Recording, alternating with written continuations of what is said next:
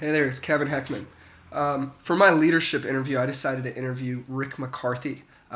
Rick McCarthy was my high school lacrosse coach, and some reasons why I chose Coach McCarthy was that I wanted to choose someone that had an impact on my life. I didn't want to choose some big corporate CEO that I didn't know and pick their mind about leadership. I wanted somebody that brought out the best of me, and I could see their leadership techniques and their processes within in myself. And I also chose him because he's credible in some of his achievements. Coach McCarthy graduated Yale in 1968 with a degree in English. He began coaching a year after as a graduate assistant. 10 years later, he took over the job at Babson College.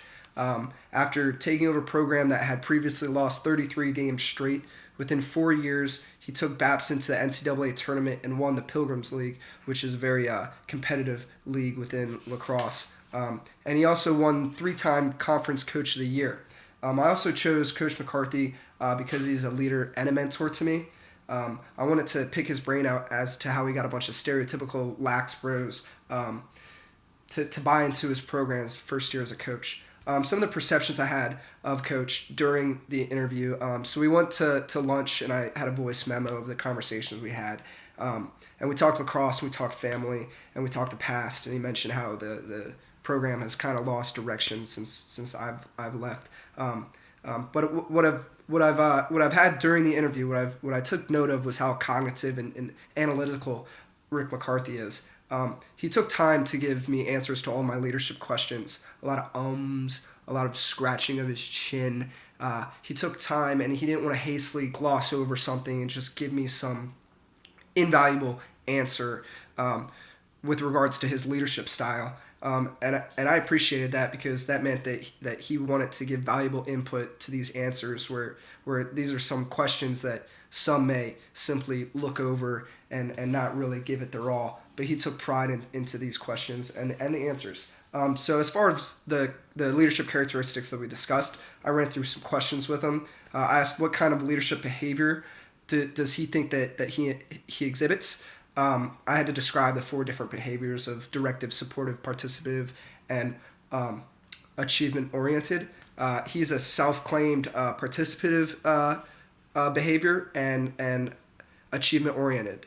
He links the participative with his captains. So the captains during his first year were my brother and I, and he would always consult with us as to what decisions, not necessarily with game plans, but with conflict and with motivating others around us. He would ask his captains what the move would be. And then achievement oriented, he from the first day in the door as the head coach, he had very clear goals and a very clear process as to how to achieve those goals. So I think the transparency and the clarity of the process is something that's very valuable in his leadership style. And everybody, as soon as the first day he came in, everybody knew the results that he wanted and that he wanted to get out of his players. And then I asked him about conflict. And then we spoke about the fight that we had during our first scrimmage with him being head coach.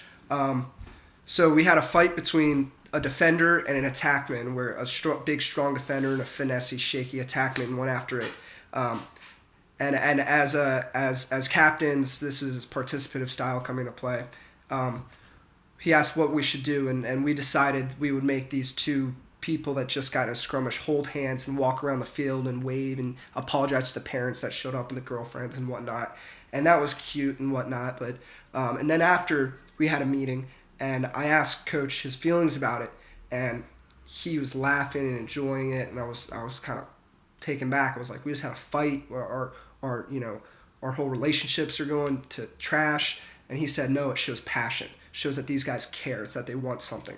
So I took a bit away from that, and I think that shows his style. And then I asked him what kind of emphasis he puts on the importance of followership.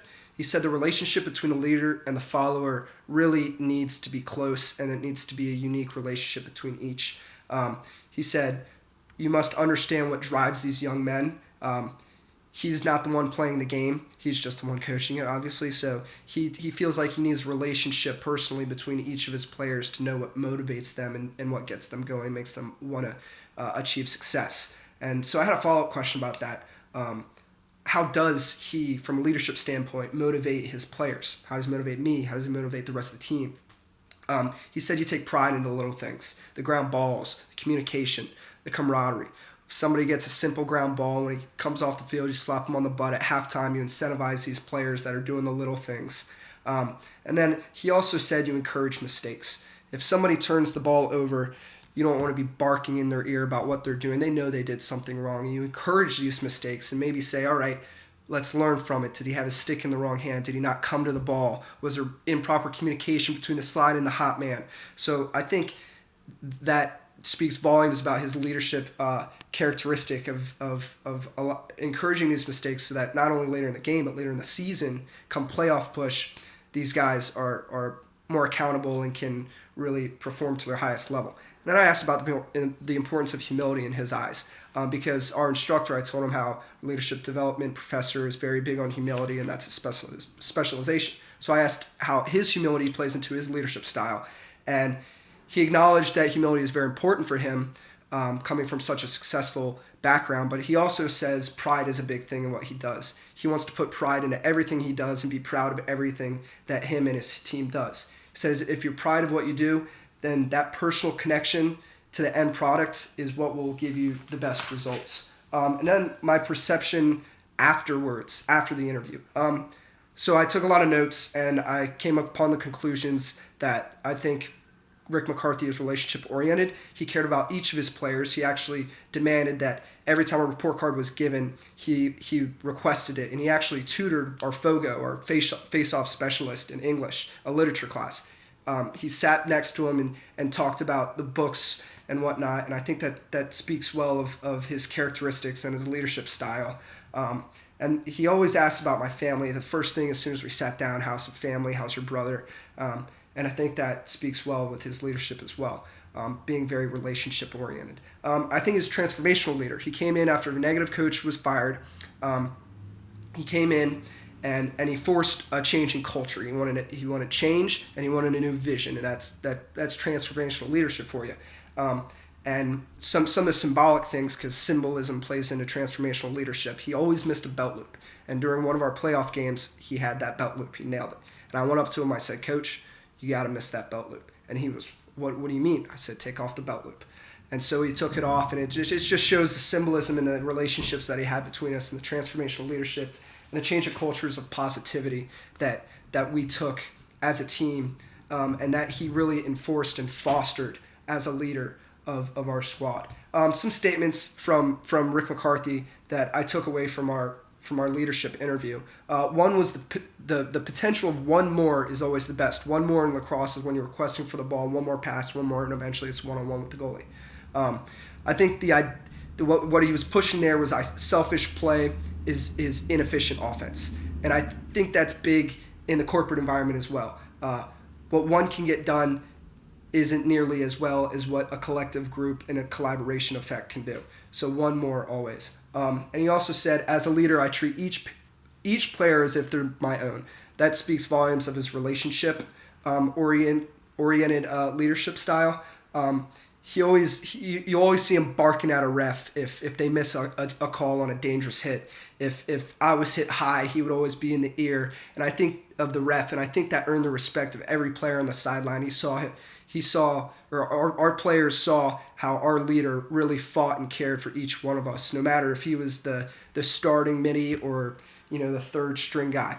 And then he left me with a cliche. He said, he acknowledged it, quote, "It's a cliche, but I can only lead as far as my weakest link will follow." And I think that's pretty self-explanatory, but how he wants his idea of pride and buy-in. He wants each player on that sideline to buy into his program, and his leadership styles and the way that he composed himself and the relationships that he built throughout his process really, I think, made him a great leader, and which led to great success on the field and developed some great, not only players, but some great gentlemen and men in the process of his leadership style. And I would like to thank you for that opportunity. Thanks.